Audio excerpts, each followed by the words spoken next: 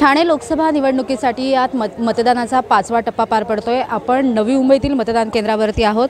तब्बल नवी मुंबईमध्ये 8.5 लाखांपेक्षा जास्त जे मतदाते जे आहेत ते मतदान करणार आहेत। त्याचबरोबर सकाळी 7 वाजल्यापासून जे आहे या ठिकाणी मतदात्यांनी जे आहे लांबच लांब रांगा मतदान करण्यासाठी लावलेल्या पाहायला मिळत आहे। एकीकडे उन्हाचा तडाखा तर दुसरीकडे सकाळच्या वेळेस जे आहे मतदात्यांनी या ठिकाणी मतदान करण्यासाठी ज्या लांबच लांब रांगा पाहायला आपल्याला मिळत आहे।